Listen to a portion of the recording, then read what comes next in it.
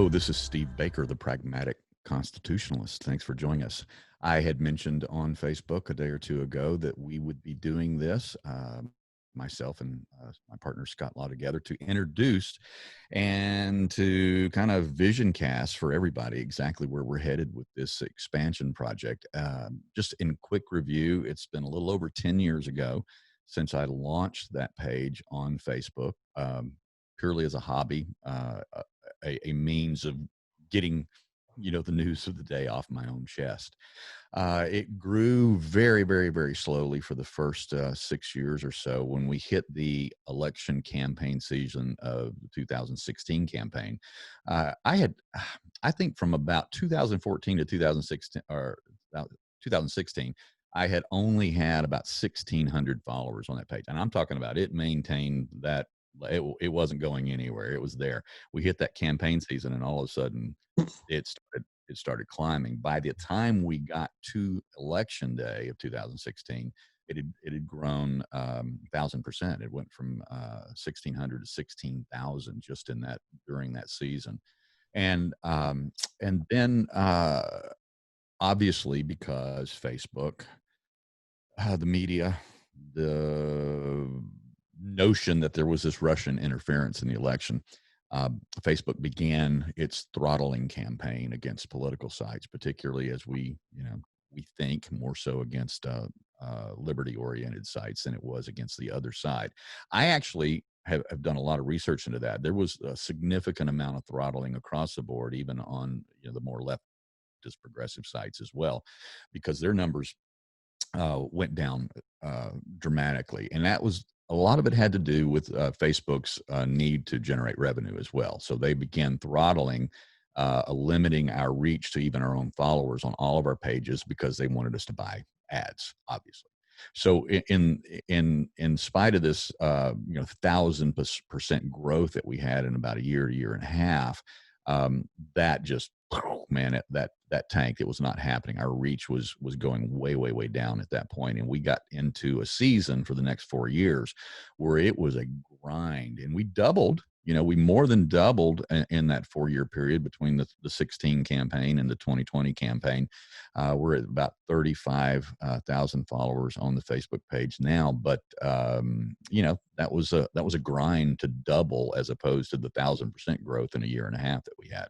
And it's, as we all know, it's even worse now. You can't hardly publish or post anything without getting some sort of warning or some sort of diversionary tactic. Do you really want to read this? Have you read this article yet? Do you understand that this article deals with COVID, or this deals with election numbers, or this deals with something that we don't want you to talk about, or something that our fact checkers have deemed to be more legitimate with our sources than with the one that you're going to read?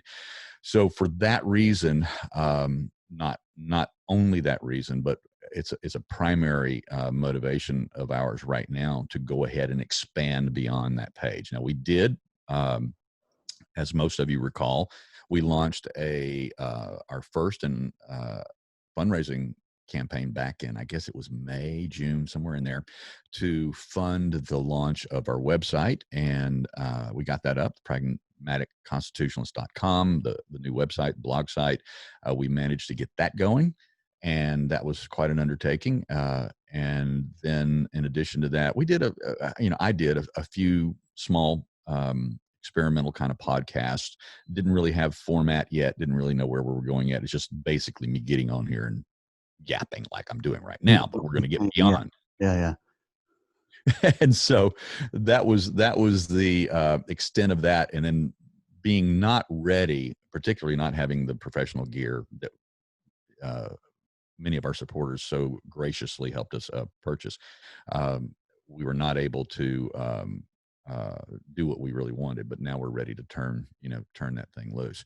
So I think what I want to do now, before I ramble too much longer and bore everyone to tears, I do want to go ahead and introduce you, Scot. You're on the screen. People are looking at you, and they're looking at your dad's library behind you, and they're wondering, what's this guy doing sitting here with me?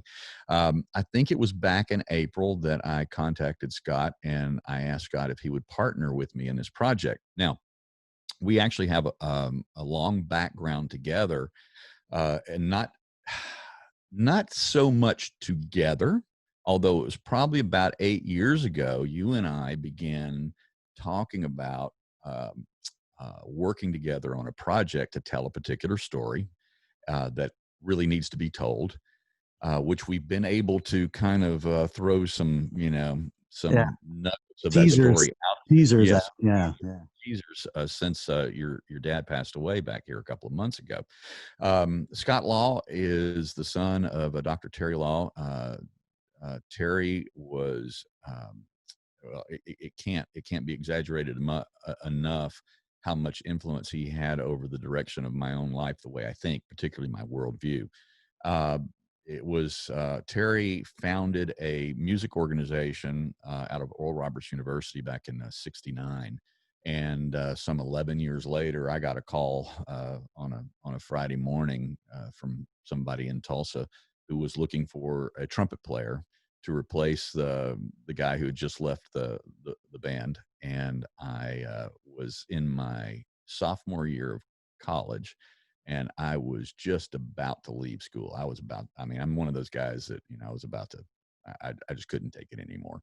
And so I got that call at exactly the right time. It was a great moment in my life to have somebody say, yeah, you're ready to do this thing at 19 years old, and we want you to go out on the road and tour full time and blah, blah, blah, blah, blah. And by the way, this band just got back from touring behind this, the Iron Curtain and all over the world. And so obviously it was very attractive to a young 19-year-old who was, bored to death with school. And so I accepted the position. 5 days later, I was flying from Shreveport, Louisiana to San Diego, California. A tour bus actually picked me up at the airport at 9 o'clock on January the 9th, 1980. Wow. And I remember that. an hour later, I was in a rehearsal room, and we were beginning to prepare the music. And we stayed up for 2 straight nights rehearsing the music so that we'd be ready for a show on Friday. And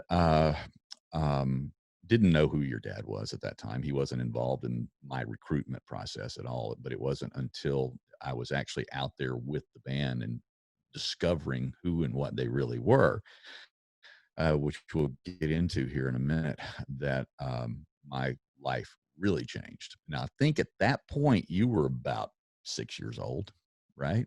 Something like that. Yeah. Yeah. 1980. I would have been 6. Yeah. 6. Yeah. A wee Yeah. lad. So, right. You were just a little guy looking up at your dad and admiring what he was doing and who he was, but not really even fully probably comprehending what No. that guy was involved in. Yeah. Correct. And I certainly wasn't either. At 19 years old, I had no idea what I had just parachuted into. It was only after joining the band, and all of a sudden, not only were we playing, gigs literally every night, very, very busy organization, but we were also rehearsing this song that the guys were arranging, that they were telling me was potentially going to be the theme song for the 1980 Summer Moscow Olympics. And I'm like, what? And then I Sure. was hearing all the stories that what they just encountered, because these guys had just got back from 2 years of touring overseas, spent a lot of time in Russia, and they had made some incredible contacts with um, Soviet officials that were involved in the production of the music for the 1980 Olympic Games there in Moscow. And how that transpired is the story that you and I about 8 years ago started talking about, that we needed to tell that story, because here you had this completely unknown band of Western musicians, mostly Americans, few Canadians, a Swede, an English person scattered here and there in the organization. And this Western band was being asked to record not just one song, but several songs for the soundtrack for the Olympic movie, the Olympic soundtrack itself, and then quite possibly the theme song to the games. And all of a sudden, 2 weeks after I joined the band, I'm in a studio in San Francisco recording that song. So this is a story that needs to be told. I won't get into all of it now, but this is where Scott and I started the intersection of our lives began. And and although I'm a few years older, obviously you caught up and you became very involved in your dad's work, Yeah. and you yourself did a tremendous amount of traveling overseas with your dad. Gosh, you've been, I mean, you've crossed borders with him into places that are no man's lands, places that you're not supposed to go, Yeah. and certainly that are dangerous if you go there even with permission. And so we decided that we needed to tell a lot of these stories, but life, being what life is, and we never could exactly find the time and the energy to focus on this project. And then I don't want to call Terry's passing, a tragedy, because it was natural. It was what life does to us sometimes.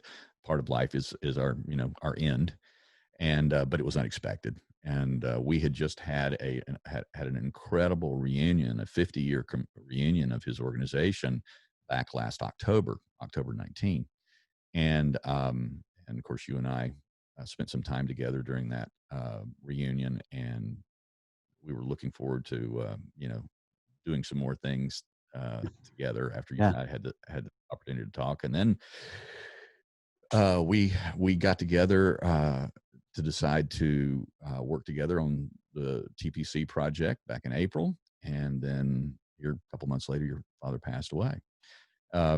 So I've said all that to say, Scot Law is a full-on partner here in the TPC project.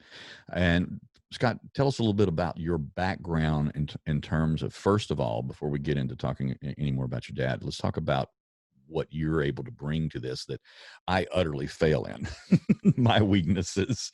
Well, thank you for the broad introduction there, Steve. Thank you. Glad to be a part. We've been talking for several years about, well, I think I found you on Facebook. You had posted a photo of some old time Living Sound people, I think, on your Steve Baker Facebook page. And then I think you shared it on your Pragmatic Libertarian page at the time. And I'm like, wait a second, those are my people. Like, I didn't even know who you were. I didn't know that you had been a part of Living Sound, but I was following you and following TPL at the time. And I didn't even connect the two. And because your liberty minded, your freedom minded mentality and how you viewed things, your worldview, really gelled with me. And so I was following you unknown to me that the deeper connection that we had. And as we started messaging each other, and then you were like, oh yeah, I was on Living Sound. Cause I think you commented on, I don't know who it was. I can't even remember, David Morrison or something, and I'm like, oh my gosh, I know he was on Living Sound. Wait a second. And then you were like, oh yeah, you know, and that was probably 6, 7, 8 years ago. And yeah, things didn't happen the way we wanted. We talked about doing this. Your father passed. I got cancer. Then dad passed. COVID. Everything. There's always excuses, right? But what brought us together was, I think, our view on life and on liberty and on politics, and also your background and history with dad and his organization, and your travels behind, well, at the time, behind the Iron Curtain, former Soviet Union. And so that was that. I mean, again, we've been full on cranking up. You talked about your lesser qualities. You're great at a lot of things, and you lack some proper acumen with technology, and That's a very polite way of putting it. and doing this sort of thing. And that's actually my background. I was doing this with dad 20 plus years ago in his organization, and it just kind of is natural for me. I remember being in, we landed summer of 1984, Summer Olympics. Then I think it would have been in the U.S. I landed in the U.K. With Don Moen and Dad and David Weir. You remember David Weir, maybe, Hmm? right? Yeah. And he picked Yeah. us up. He was a Scotsman, and he picked us up at the airport at Heathrow, and he pulled a package out of the back of his car, and it was a camera. It was an old Canon. I don't know, I can't remember. One of the early first higher speed uh, point and shoot, and it was my first camera I ever owned, and I always wanted to be a photographer. And Dad surprised me. He called David and had him pick up a camera. So that whole summer, when I was behind the the Iron Curtain in Poland and all those areas. I had a camera and I was taking photos, and that got me that technological, that imagery based, that storytelling through images. That's where that started in the summer of Mm. '84. And but yeah, so I'm not going to wax eloquent too much longer, but that's the connection. And uh, we have a long standing connection through my father. My father's no more, but our hearts and our passion is liberty. Typically, liberty in the subject of the personal freedoms that we have and should have here in America, and that have and are continuing to Yeah. be threatened. And our personal experience in communist and social democracies, our own personal experiences, negative experiences, really color why we're here, Yeah. and color our viewpoint on TPC. And I think it's very evident with the 30 plus thousand people that interact with you on a weekly basis. Um, they feel the same way for the most part. They're it's not a scare tactic. This is real. Um, we've seen what happens. Lenin, Stalin, Brezhnev, Khrushchev, all these guys. Um, we see what happens. Castro, you know, China, if I can say that. It's Yeah. frustrating, and it's what seems to be coming to our shores now, coming to our White House. And almost without exception, all those um, leaders of borders of which you've crossed. I think you've crossed most of those with your dad over the years, I have, yeah, including you, some on my own. one of the things that I really have enjoyed uh, since your dad left us was you have been kind of prolific in the last few weeks of telling little vignette stories about you and your dad and things that you saw with your own eye. I said this in something that I wrote about your dad. When he passed away, I said that we always had this feeling that your dad was born without the fear, you know, trigger in his brain because he just didn't fear anything. Yeah. And of course, Barbara, his wife, said something about, well, that's not exactly right. She said, he it was more faith than lack of fear. But Correct, but to the Terry, common Terry person, had, it just looked like he's crazy, and he oh had yeah, fear. yeah, no, I told the one story about, he's standing at the front of the bus with, a couple, they're on their way to an illegal show. I think it was in Armenia or, um, uh, gosh, or Georgia or wherever it was. I'm talking Yeah. about not the U.S. Georgia, the Georgia that was then behind the Soviet Union. This is 1979, and he he's standing at the front of the bus, and they got two KGB cars chasing him, following them to their illegal show. And he looks over at the guy and goes, "This is more fun than a 9 to 5 job, isn't it?" Or something like that. And he reveled in living, on that edge, and didn't mind taking a bunch of young kids into that, danger zone with him. But it was interesting because as I wrote about him the day or so after he passed away, I said, the thing is that we were willing to do that because it was it wasn't so much that he didn't care about our safety. It's just that we looked at him and went, okay, all right. Well, if he's not scared, we're not scared either. Let's go do this thing. It was a leadership quality he had, and we were willing to follow that in. And you told a story. I love this, and I'd love for you to, before we go into the next phase of this conversation today. Um, I think you were in China with him at one point. How old were you when you made that particular trip? You told the It was story where 1995. It was a just before my senior year in college at ORU, and we went to China for, I don't know, 2-3 weeks, and we were there actually during the Tiananmen Square anniversary, 6-year you, anniversary, I believe, because I think it was '89, and of course at that time there was no mention of it. It was, stifled, even to a great degree. Right now, it is as well. But you couldn't mark the memory of it. You could still see the pock marks, the bullet holes in Tiananmen Square.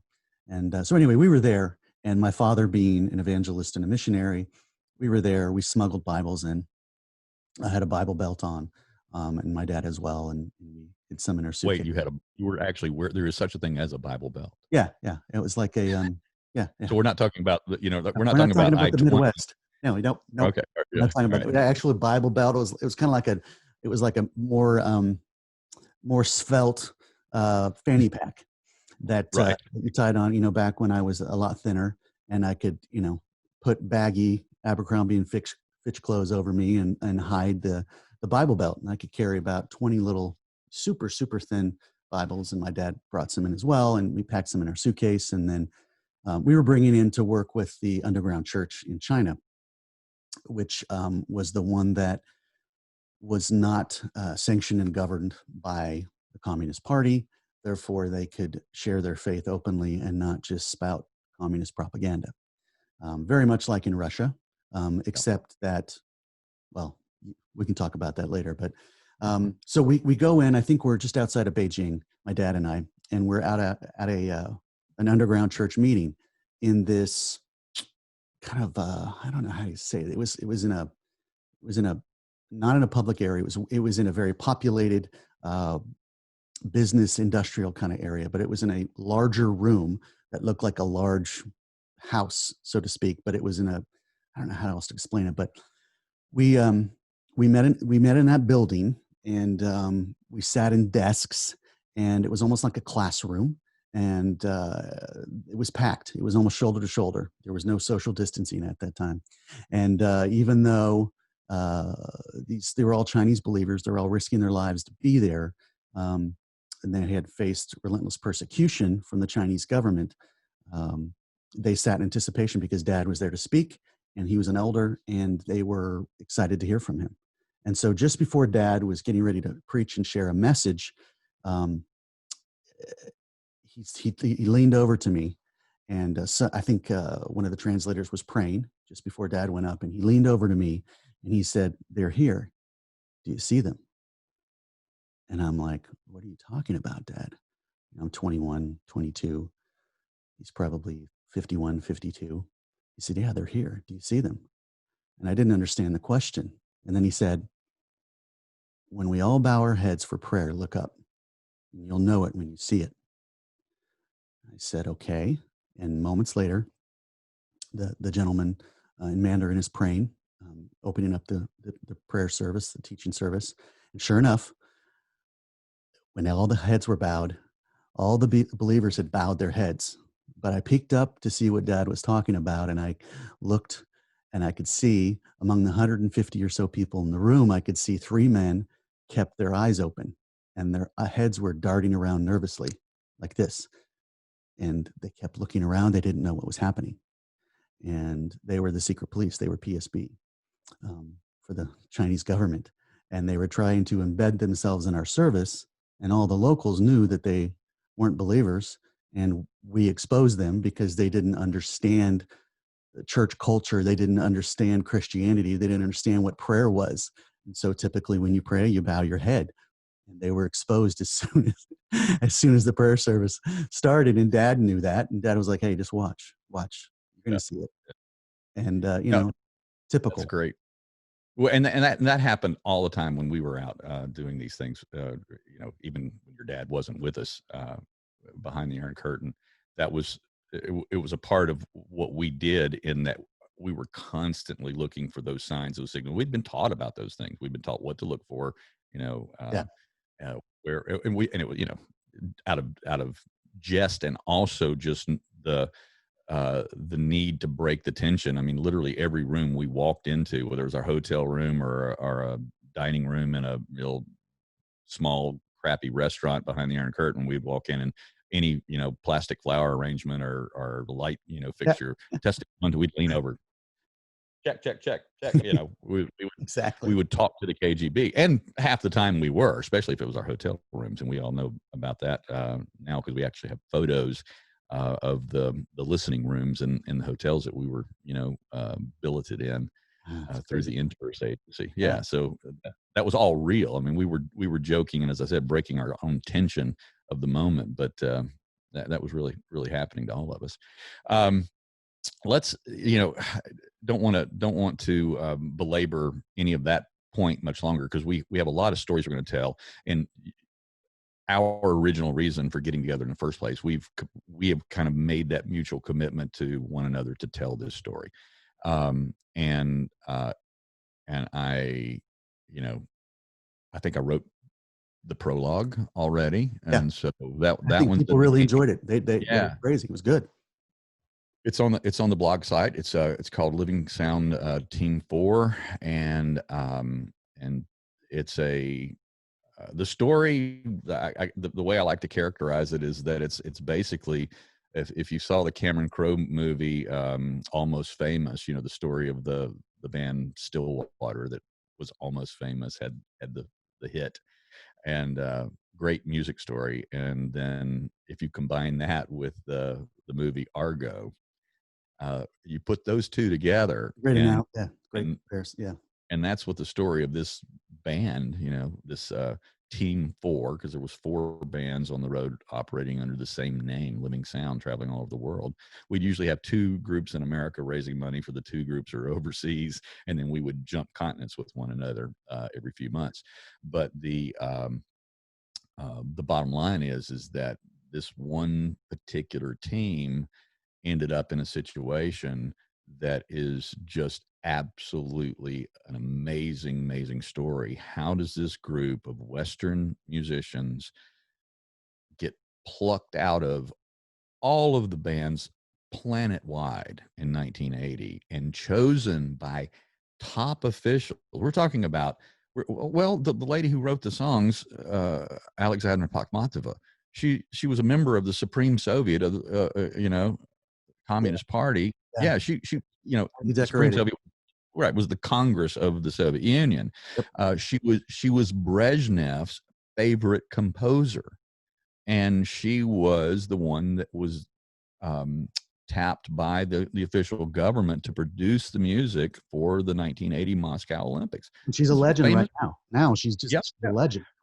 Well, you saw just a few months ago, her 90th birthday party was just huge in the big ballet there, and in Moscow, and Putin came out and Oh yeah. presented her with the Oh yeah. award. She's Absolutely. she's a complete legend, and she was the one that picked my band, your dad's organization, to do this, and and everything that transpired thereafter is just an amazing story. How it all, in fact, this picture right there you can't see it, but it's a photo of me standing on stage in Moscow on Soviet Central Television in 1981, July of 1981, performing that music that we recorded on, for the 1980 Summer Games. So anyway, how it happened and who was involved and the sacrifices that were made, people that went to prison for putting this together for us. It's incredible. So we're going to get to that story. But anyway, Let's talk um, about what we're going to talk about. yeah, as Structure of if we what haven't. this might look like in the Right. episodes to come. Yeah, I don't want to have this thing turn into a 3-hour Joe Rogan length type of It could if you want to. session. But if we go that long and you guys are willing to hang with us, we've got some things to talk about. Yeah, we do want to talk about right now where we're going with TPC. We have been saying now for months, during this COVID thing, and COVID unfortunately afforded me the time to begin putting into place some of these things that I've wanted to do for years. But look, uh, I have for my entire life been a full-time musician. I have 3 bands of my own. I manage artists. I do contract work for some other music companies. I do um, uh, freelance trumpet playing, so I'm busy enough, and TPC has always been this fun sideline thing. That's why you see me some days I'll feverishly churn out some material, and then I'll disappear for several days because I'm working. I'm on the road. I'm doing Bringing that whatever I got to money. do. Yeah. Paying my bills, and that's what I do. Well, when COVID came to town, and our various bureaucratic officials, and particularly my governor, who I like to call Corona Gruppenführer Cooper, decided that I was no longer an essential person and a non-essential worker, and that my industry was non-essential, and that in What fact, indeed, what a horrible what's choice that? of words, right? Right, You're right, not right, right. essential. I know.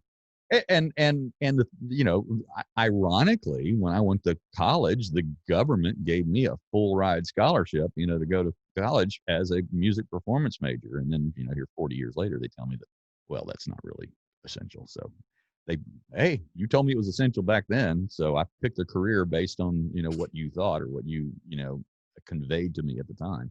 But nevertheless, we got to uh, coronavirus world, and suddenly I out of work. I'm literally not allowed to earn a living.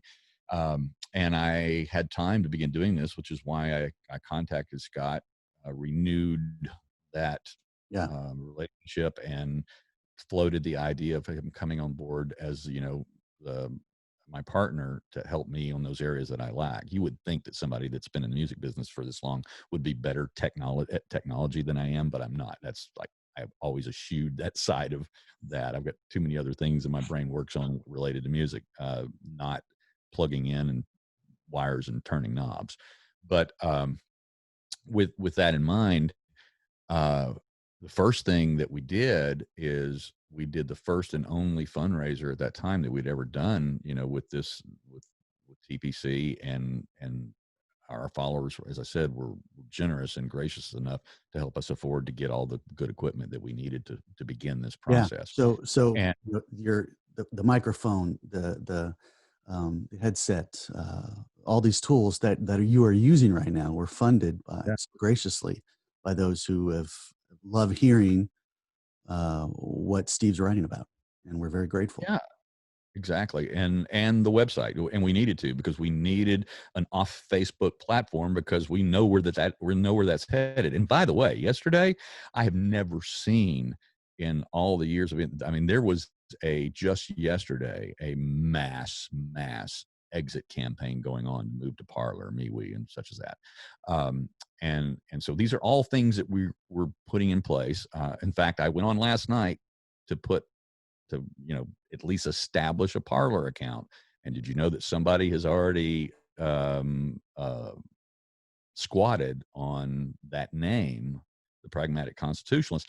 And it wasn't an accident, because they grabbed my Twitter handle at tpc4usa.com. I mean, at tpc4usa.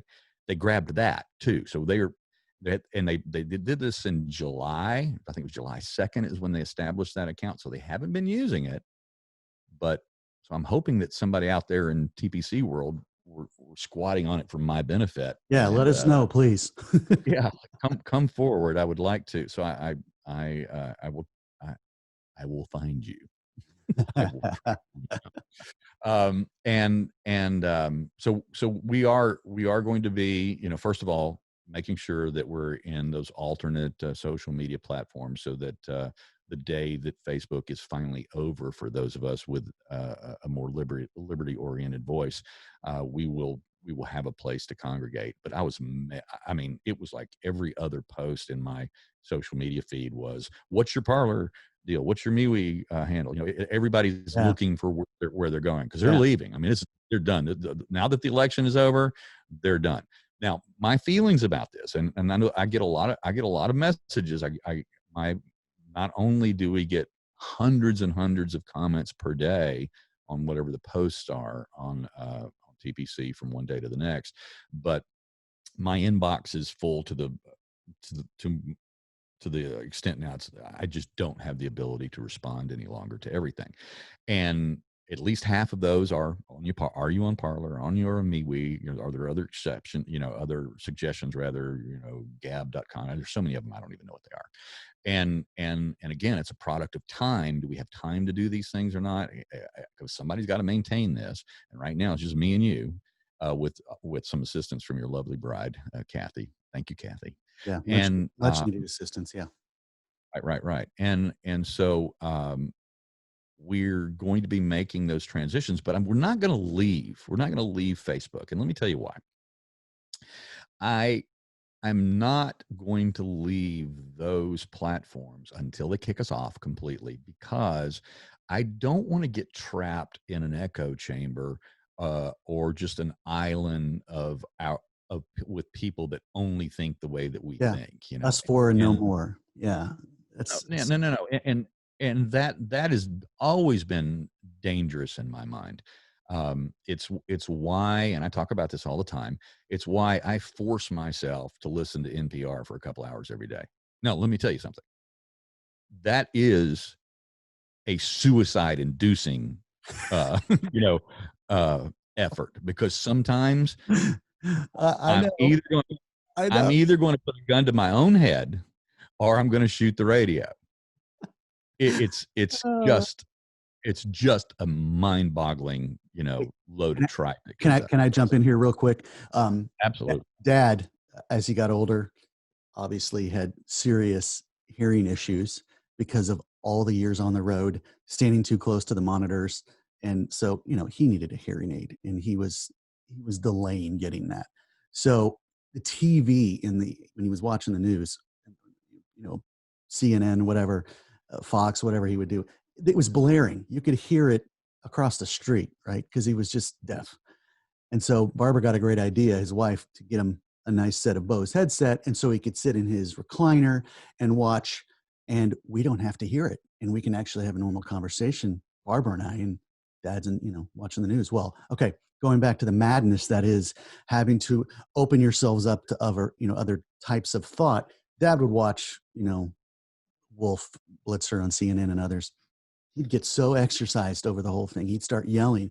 We have no idea. We're having this conversation about whatever. Hey, what are we going to eat tonight? And all of a sudden, your dad, shut up. I cannot believe you're such an idiot. And Dad, what's going on? And he was just so into watching MSNBC and Rachel Maddow or whatever, and how insane they are, that he would get into it and we'd have no idea what he was doing. We'd have to look at the TV and figure out, oh, he's watching And CNN. I and here's the thing, Scott. We have to.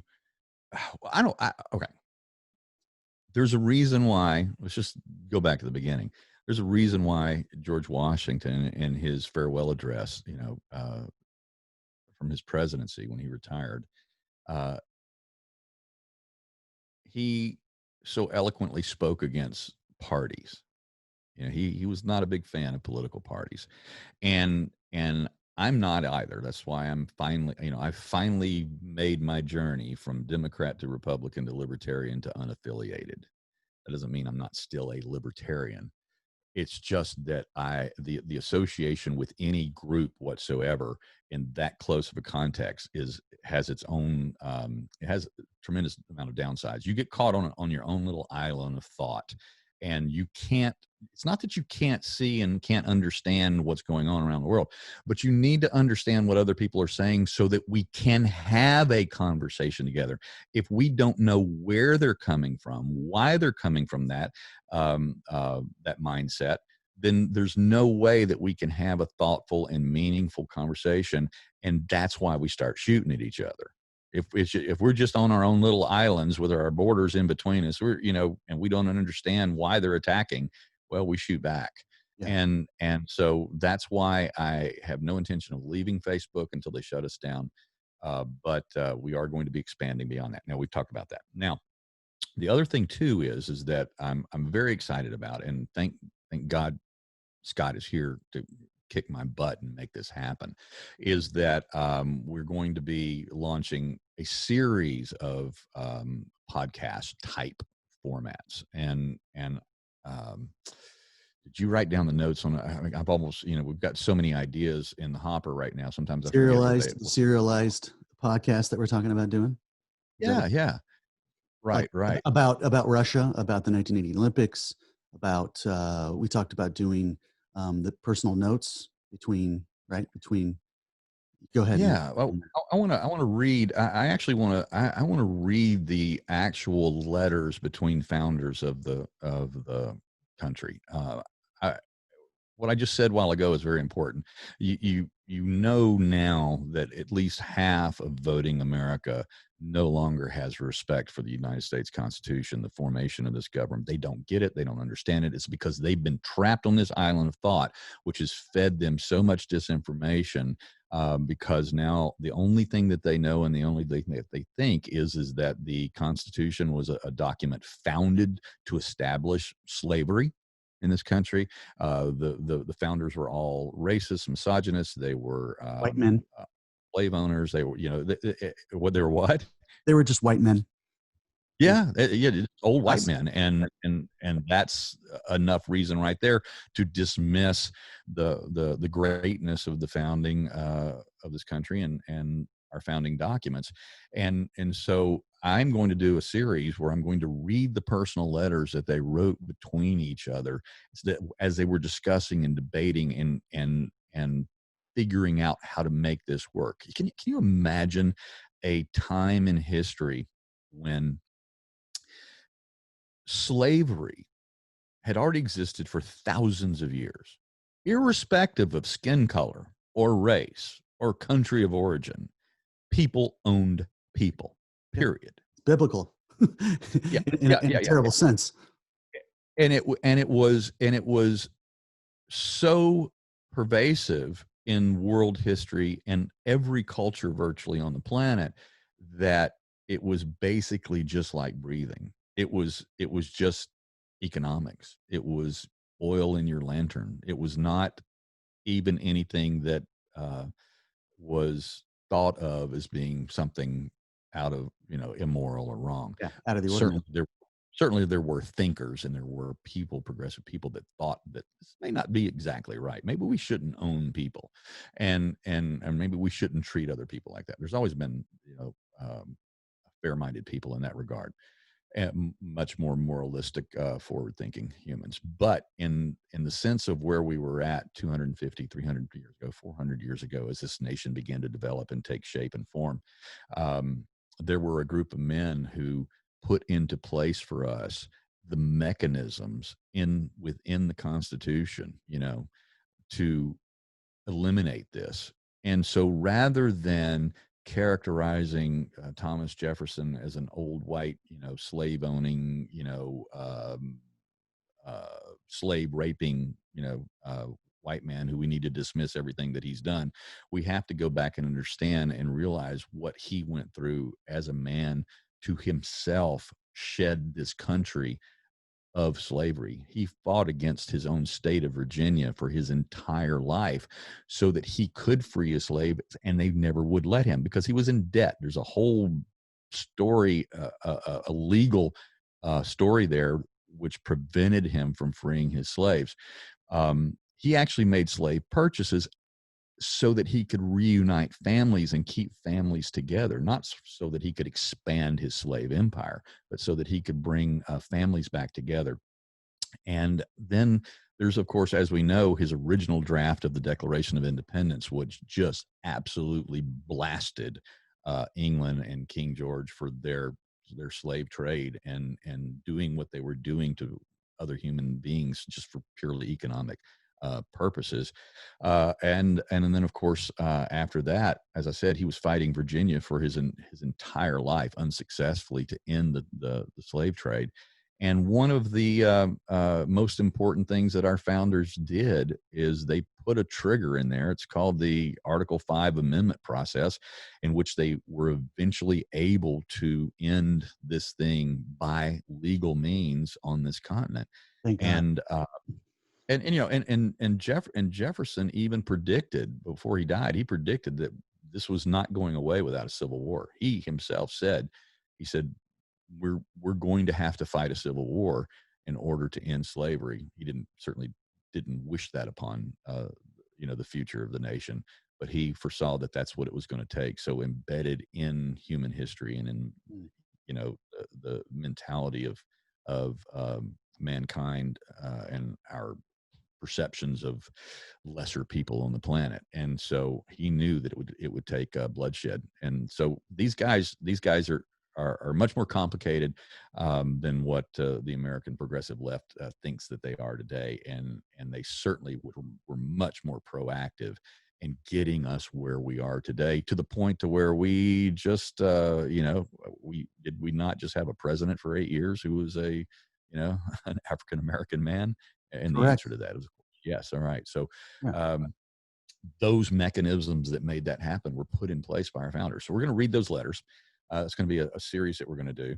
God, I rambled for a while just trying to But get on through. a day-to-day basis, let's bring this back. Let's rein this in. See, part of his, I have to actually put the saddle on Steve and rein him in at times. But yeah, on a day-to-day, that's going to be a serialized. That's going to be a kind of a special series that we'll do. But on a day-to-day basis or a weekly basis, we're going to start cranking these types of episodes out, video, and we'll put out audio as well, podcast, so that you guys can listen to us talk about posts that you've posted on TPC, on the blog, Right. comments and great questions, some of your best questions and comments from Twitter, Facebook, MeWe, Parler, our blog.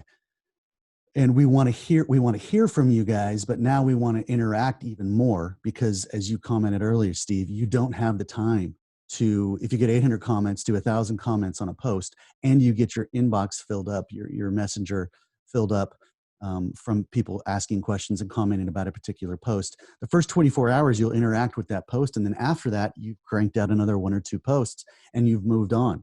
And so people might see it later and they write something and you never get back to them, not because you don't want to, because you don't have time to. And so now it's kind of one of the main thrusts of what we're going to be doing is looking back at, the last 1, 2, 3 posts from a given day that we're on, and let's talk about it. Let's bring it up. Let's engage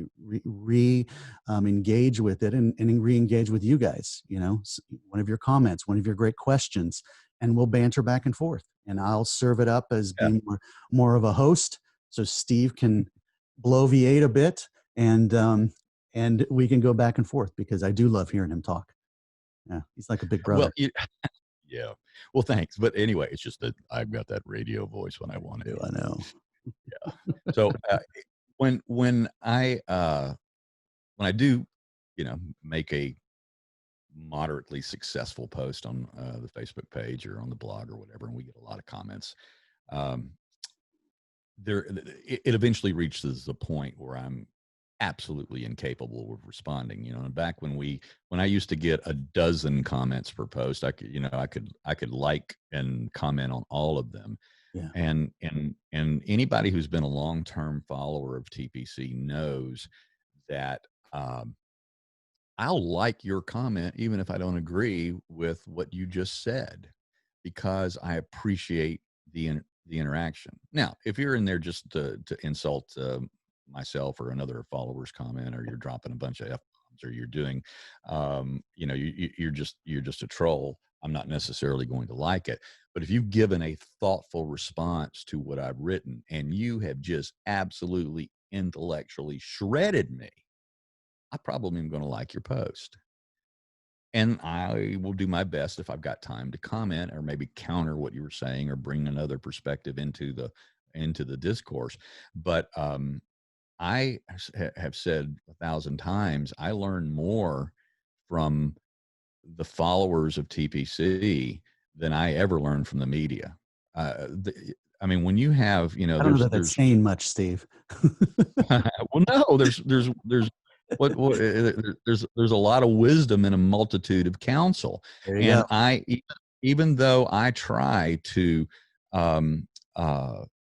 come to anything that I write as prepared as I can possibly be, and even though, as I said earlier, I try not to exist and live in a bubble or on a lone intellectual island somewhere, and I try to get as much input from all sides as I possibly can, sometimes I just don't see everything in that moment, because a lot of times I write in a moment of passion. And so when you do that, you don't necessarily see everything all at once. And then I'll get this flood of, well, you didn't say this, or you left this out. And yeah, that's part of, that's just part of being there. But in the midst of all of that, someone will bring to the table something that I didn't think about, and I'm like, yeah, okay, all right, or I didn't see that in that video, that Yeah. maybe I commented on too quickly, or in that, police shooting that I reacted to too swiftly, before all the facts were in. Some people bring other perspectives to it that moderate not only my own feelings or opinion about the issue of the day, but brings a light of truth to it that I had not seen And before. So that's wonderful. And that's wonderful. That's what creates community, right? That dialogue, not yeah, just monologue, yeah, back and yeah, forth, and opening up your mind to other ways of thinking, which is essentially what we're talking about here, right? right. And so, The whole liberty thought, going back to the founding fathers, is all been, what's the word? It's in a tiny little box on, whether you're a Republican or you're a Democrat, and it's limited in the way that, that the demagogues have communicated to the masses. And we are basically saying, hey, we want to open up the thought. We want to say, hey, listen, liberty, freedom matters. That the Constitution matters, right? Beautiful document that is being entirely disregarded by particularly the left, the Squad of Four, or whatever they're called. They want to trash the Constitution. They think it's an old, worn out document written by old um, racist white men. And in the history of the world, the Constitution of the United States is probably one of the most important documents that's ever been written, outside of the Bible and maybe a few other things. The Magna Carta, it's up there. the, it's ir- the it's irony the found. irony of the Squad, the great irony of the Squad, is none of them would ever even be in the Squad. None of them would be in the Congress of the United States if it was not for what the founding fathers put in place in their visionary, foresight to put those mechanisms that allowed them to be there. Because I'm going to tell you right now, some of the countries of origin of which members of that Squad come from, they not only would not be in the position in their country of origin, they would likely have been killed already, Yeah. Or for certainly speaking. imprisoned and flogged. Yeah. Right, right, right, right. Yeah, I've been yeah. in many of It's those just countries, and I can tell you without amazing. without question, that isn't a true statement. It's a true statement. Yes, and you've been there.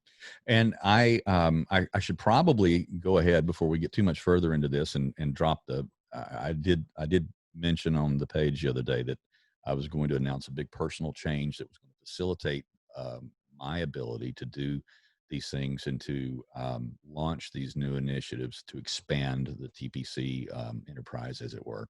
And that is simply this. I received a great, I'm talking about counsel, I received a great piece of counsel from somebody very close to the other day, somebody I've worked with for many, many years in the music business. I'm not going to name him because he is a well-known entity in music, not just here locally and where I live in Raleigh, North Carolina, but nationally. He manages several national artists and has reasons to be, as he says, politically Switzerland, in order to maintain uh, what little bit of a career he has left in the music business as Yeah. well. But he has been following TPC for quite some time, and he's a big fan. And he and I had about an hour and a half conversation last week over the phone, and he told me, he said, "Look, Steve," he goes, "if I were you," he said, "I'm not advising you to stop playing music. And I don't think that psychologically I could do that. I think that's a part of me for the rest of my life. It's something that it's an outlet I have to have in order to Yeah. be of sound. But he said, I would turn your music into a hobby." And he said, exactly what he said, monetize the hell out of TPC, get it going. He said, you're onto something there. And he said, I think you have a unique voice there. And he said, you need to put your focus on that for now. And then we spent a lot of time talking about the state of our industry, and we don't need to bore people to death with what's going on just in the No, music no, but I industry. think you need to hear what he had to say. He's a prominent figure nationally, not just regionally. And what he said, there's no life for your industry over the next 12 to 24 months at the earliest. Yeah, it's because I'm not a creative music writing recording artist. That's not what I do. That's not my segment of the music industry. I don't sit at home all day writing songs and pitching it to publishers and putting up YouTube videos and monetizing on Spotify and, Patreon or whatever, that sort of thing. So, but what I do is I make a living from playing live music, and I have, some different outlets. I have, I have a couple of private event bands that do very, very well in this region of the country, and are hired. And my main act or band that I've been with for 20 years is called Bull City Syndicate, originally out of Durham, North Carolina, and I acquired ownership of that band about 8 or 10 years ago, something like that.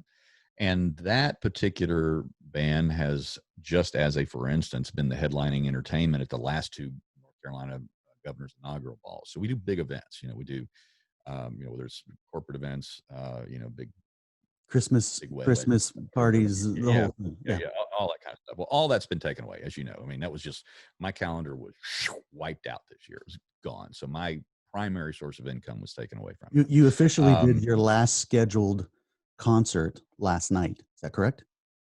Uh, no. I had two shows this weekend. One in which I lost money, and one in which was just basically a club gig, which doesn't make any money anyway. If you know anything about that, sometimes musicians, we still play for fun.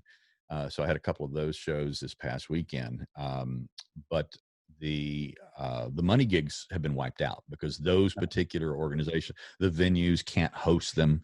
They're operating on these limited capacity orders right now, and they can't jeopardize their licenses of all types, whether it's their business license or liquor licenses, things of that nature.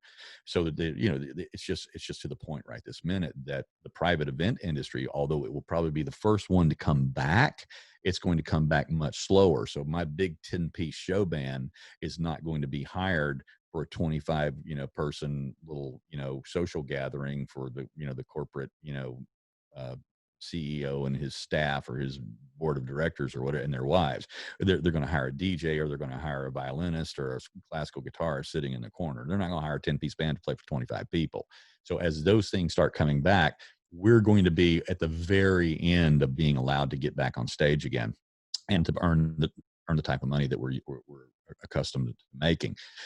In addition to that, and the thing that I have the most fun with right now in my career, and I only started doing this 2 years ago, was my David Bowie tribute act. And I won't get into how that happened because that was a complete and total accident that came into my life 2 years ago. But what happened is I found out that I have more fun pretending to be somebody else than I ever have had being myself on stage. What does that say about you, Seeing, what does that say? know. It's because I get to dress up, and I get to wear makeup, and no, it's just it's. We'll do a whole hour on this maybe someday, but Yeah, but I mean, to your point, Steve, you are between a rock and a hard place, personally and right, professionally. right. So you're exactly right. So I was finally, as I said, through this dear friend in the industry, he just flat out told me, he said, dude, go monetize the hell out of TPC and let music become your hobby. For the first time in 7 months, Scott, it was like a weight was lifted off my shoulder, because every single day since early March, when all of these things started falling off the calendars, it was reschedulings and postponements, cancellations, refunds of security deposits. It's not that I I was no remember. longer Yeah. making money. Now I'm bleeding money. It's now going away. Projects that we had in place for expanding and investing into the future of other things, musically, that we were doing, they're all ended. Artists that I work with that tour and make their living off touring, my income stream from there is gone, because I earn commissions off of them playing shows. Well, they can't play shows. That just goes away. All of a sudden, all of my income streams were drying up, but they weren't just drying up. Now I'm having to pay out. In addition to that, the bills never stopped. And so I won't get into the technical and financial things that we talked about, with me and my friend talked about the other day. But when he said that to me, he said, go monetize TBC let music become your hobby is a complete 180-degree turnaround Yeah. in the way that my mindset works than what I do every morning when I wake up. So every day for the last, many, many, many decades of my life, I wake up in 40, the morning. 40, 41 years. Yeah, I've been full time, in music for the vast majority of my adult life. I've had a couple of little pauses where I've done a couple other things just to, for a brain break. But for 40 something years, it's been music, and so I have um, woken up every morning, had my first cup of coffee and go, okay, now how do I make money today in doing that which I know how to do? Whether it's hiring myself out as a freelance trumpet player, whether it's booking one of my bands, whether it's, video projects, whether it's calling, uh, publicists, management companies, agencies, record labels for people that I've worked with in the management side of the business, or whatever capacity it was always in that. And then I'm listening to the news every day, and I'm hearing, whether it's my local talk radio in the morning, or if it's, Limbaugh in the afternoon, or if it's uh, NPR on drive time home, or whatever it is that I'm listening to, then those thoughts all come together and coalesce into something I want to write down on, TPC. So that's always been the hobby aspect of what I do to get those thoughts out of me. And But that's all changing and now.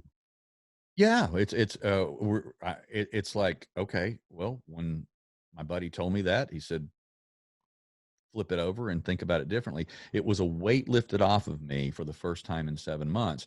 And I went, okay, all right, I'm going to do that, because I've been waking up for the last 7 months. Okay, how do I survive now? Yeah. How am I going to pay my bills Yeah. at the end of the month? Yeah. The both I, of you us know, have. The both of us right, have. right. Look, Same right. Look, thing. when is this money going to bleed? When are my obligations that have not gone away going to bleed me dry? And then when is that day coming that I can no longer make my basic payments for bills that everybody has to pay? And and so I know this is and so hard for yeah. you, and you're doing pretty well, man. You're doing Well, pretty look well for the handling this, because it's been your for the last, entire adult livelihood. It's the way of life for you that you've chosen a gift that God gave you, and you've done it very well, and you've done it all over the world. And now you are, you know, um, not a young person anymore, and you're having to switch gears, and you are doing it well. And this is what you have to do. You're not going yeah. I to. don't see myself suddenly becoming, waiting tables, or there's no big corporation going to suddenly. God, who was it the other day said that we needed to just go out and learn how to code? It was one of those. No, no, no. I know. I've heard that. In fact, Kathy even looked to that. Go to coding school to. All of us that have to change jobs, we just need to learn how to code, because there's Yeah, plenty of computer yeah, business. yeah. And but I mean, No, I am not going to learn how to code. yeah, it would be scary. The future of the known world would be scary if Steve was a programmer. I I'm was just going to say. Um, Yeah. yeah, but I mean, okay. Let me jump in here. Uh, it's a very painful and awkward time right now, not just for you, but for a number of Americans, and I'm sure people around the world.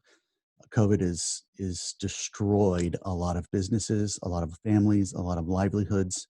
It's been terrible. Not just the sickness itself and that it brings to families, but the outcome in your industry, in our economy. The economy, I don't know that we'll ever go back to the way we've known it as it was. And so you're having to switch, and you have a choice. You can face bankruptcy, and you're not going to quit, right? Or Yeah. you can start throwing all of your gifts and passions towards TPC, and make music your hobby. And that's Well, essentially what you're saying yeah. right now. Well, if we've learned one thing from the Trump administration and from the Trump years, is that filing bankruptcy could be a good business move. So we're gonna He knows that well. we're gonna we're gonna consider that here. But come the end of the year, that is on the board of directors table. I will tell you that for my own music Yeah. company. So yeah. But but with that in mind, what we are going to do is we're going to monetize. We are going to monetize the heck out of this thing. Um, puts me in an awkward position of having to say, all right, because look, the numbers, if it was 35 million followers, I mean, good grief, all I got to do is sell coffee mugs and, I can earn a nice living. But with 35,000 followers, when you consider the throttling that's done, I mean, on a daily basis, Facebook is only allowing me to see right now, just from my post alone, between 0.5% and 1% of our own followers are ever even see the post, or even see it. It only expands beyond that when something goes viral and it gets shared a lot, Yeah. and then it gets shared outside. When our followers start sharing, start Right, commenting, and their followers then right. share it or comment. That's where you break out of that 1% throttling. Yeah, But we're not going to get 1 million views on YouTube of this tomorrow, so we're not going to earn our little $1,200 from YouTube for that, because that's not going to happen, and we're not going to expand into those numbers for quite some time. I think that we have, and we haven't shared everything yet, but I think we have some ideas on the table that are going to be very, very attractive and are going to attract listenership to audio podcasts, video podcasts, and the like. And it is going to grow, because we're going to do some unique things that we're not going to try and, replicate what, Steven Crowder or Joe Rogan or anybody else is doing. yeah, We do have some unique ideas on the table, and I'm very, very excited about them. And some of them fall within as my own personal giftings, and then the rest of it falls within yours to make it happen. we'll make it happen, Um, man. We'll make right, it right. happen. And so we are excited about that. But when it boils down to it, here for the next few months anyway, we're going to be dependent upon the continued generosity of the followers that we can get to, for TPC, and ask you to do what you can. Right now, we are trying to settle on. We're looking. Look, we may still end up on Patreon. Okay, I don't know. I still know that there's some Liberty focused creators on Patreon who have not been canceled.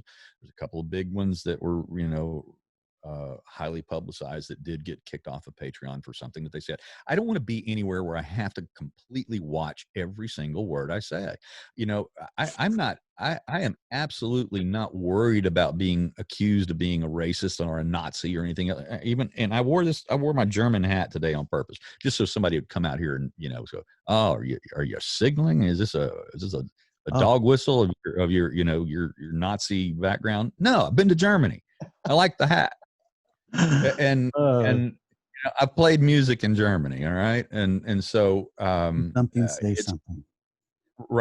right.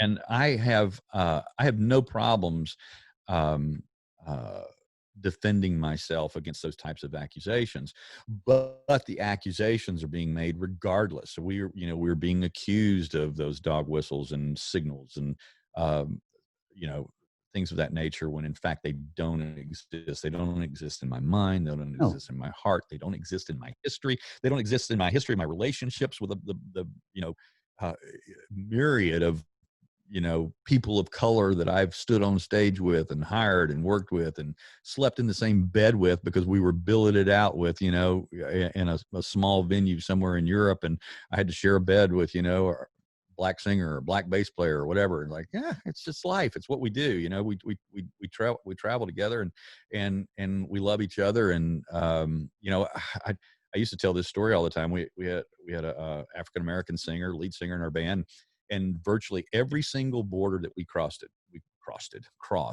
almost every border we crossed. This was back in the early 80s.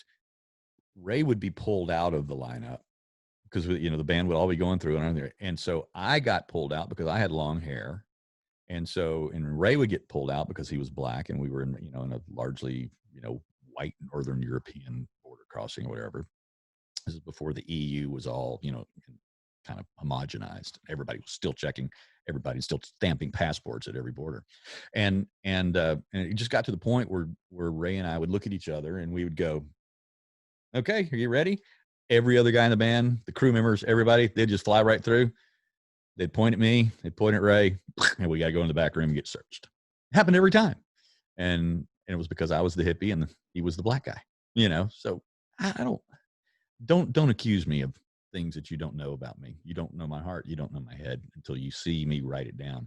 And then don't tell me it's a dog whistle until you know exactly what I'm talking about. And if I'm wearing a hat from Germany, it's because I played music in Germany. I got hats from all over the place. There we go. Not because I'm sending my Nazi, signals out.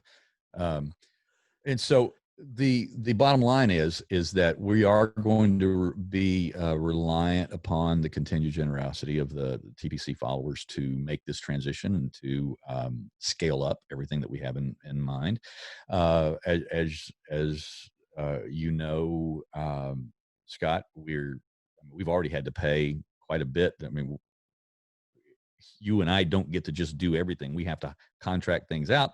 We have to hire, you have to pay for these. I mean, just the website alone with all of the back end support and security and blah, blah, blah, blah, blah. It costs us thousands of dollars to put just to get it launched. And that's with you building it out labor free in that particular instance. So there was tremendous, it costs a tremendous amount of money to get a professional site like that open or launched.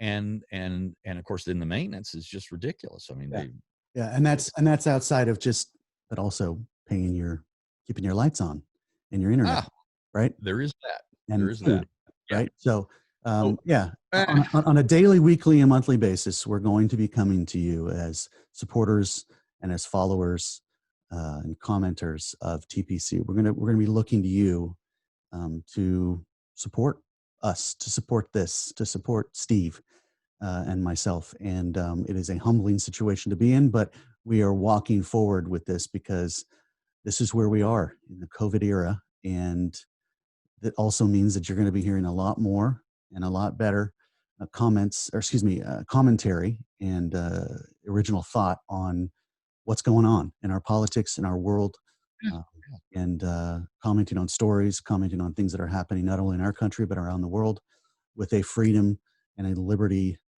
perspective. And I'm excited because we're going to be able to do better and more, but it's also going to mean that we're going to be pulled away from the hustle of the outside world and life that we normally lived. And we're having to now focus on this, which is a good challenge. And we can't do it without you guys. We can't. I'm excited as well. And I will tell you, Scott, I have, as we've, already beat the horse, senseless and dead already. I'm excited to finally do the things to tell the story that you and I have been talking about for 8 years now, and we've actually ticked that off.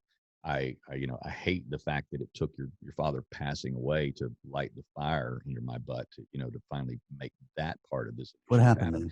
It is what it is. Yeah, right? but before he died, we decided to work together on TPC. Yeah. And so it's all kind of, you pick your, call it fate, you call it whatever you want to call it. But our being together, I feel like is what's the word? You want to pick one? Anyway, you know what I mean. It was meant to be. Yeah. I mean, right. No, it's meant to be. And I will, wake up every morning now,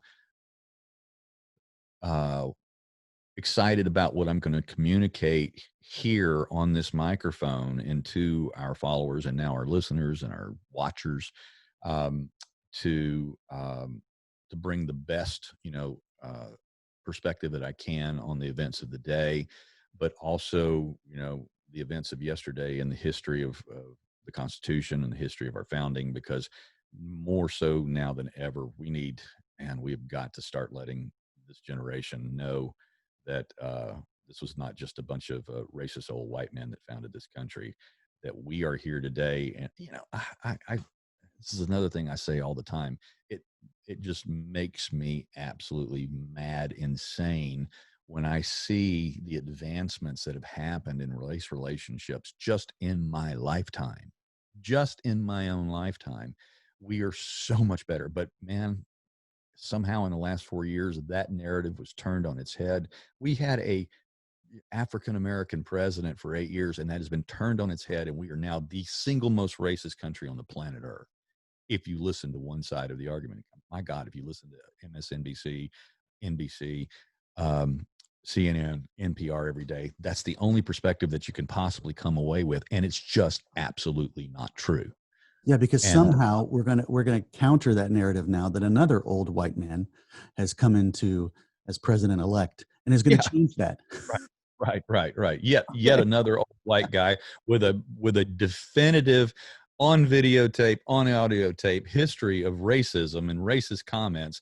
He's the guy that's going to, heal Yeah. our nation and bring us all back together again. You're not really black Um, if you didn't vote for me. that's exactly right. Are He you ain't black. serious? That's exactly. But he's the guy that's going to bring us back together again. Of course, because he's So decent. all right. So we were going to maybe spend a little bit of time on topics and issues of the day. I don't think we probably should Yeah. beat this thing any further. Let's dive off of this for today, if you don't mind, Scott. Yep. And I'll, send my gratitude, my thanks out to everybody who has been. There are people that have been following, my written word for 10 years, and that's just absolute mind-boggling because I've never considered that as who I am. I still think that I would rather be on stage pretending to be David Bowie every night than trying to corral my thoughts together about what's going on in the world on a day-to-day basis. But for some reason, every once in a while, I have enough of a thought that communicates well, and people appreciate that perspective that I think it's time to go ahead and uh, light that fire. So we're going to do that. So you're going to be hearing a lot more from me and from Scott, and a lot more from TPC, and a lot more. A lot more formats and places. Just be patient with us because everybody has their favorite. I know some people are. I mean, God, it's just every single day my inbox. Are you on Parler yet? Are you on Parler yet? Are you on Parler yet? MeWe, blah blah blah. It's coming. It's coming. It's coming. We have a stack this tall, right? We have to get through. But it's in the stack of stuff. So we're getting there. Yeah. And so I'm sure, Scott, I don't have to say this, but I would imagine that, if you go below wherever this is posted, YouTube, Facebook, Parler, MeWe, blah, blah, blah, Yeah. you'll get all the information where you need to go to hit donate on the donate page. We have, right now we're processing everything through PayPal, but we will be launching a Patreon type page here very soon. Maybe Patreon. I don't know. But we're looking at a couple of others as well. I think we have it narrowed down. Yep. Yeah. We've eliminated quite a few for the very reasons that we talked about. I mean, some of them are very, very specific that you're not going to talk about this stuff, or you're not going to be on our page very long. And so we've eliminated a lot of those types of creative, monetization type programs. And so we're looking for that one that won't do that to us, but yet that's also going to be around a while on its own. It's financially viable and healthy. Yeah. And so there will be a lot of opportunities in a lot of different places to follow what we're doing and to help us out as we go along. Scott? Yeah, it's great. So hey, in summation, we're going it alone. We need your support, but keep commenting, keep reading, keep asking great questions, because we're going to be bringing that up in this format, in this forum. And I think it's going to be much more participatory, like it used to be 5, 6, 7, 8 years ago, because we'll be able to actually, kind of ramble a bit on a given topic and a given question and a given comment. And I think you guys will look forward to seeing your good thoughts and comments rewarded by being on this, being talked about on this format. So thank you for listening, guys. Appreciate it. Look forward to the future, Steve. And Man, let's knock this thing out. I think on election day +6, I should probably close out by saying this. The fat lady hasn't sung yet, but she's warming up. It's not looking good. All right.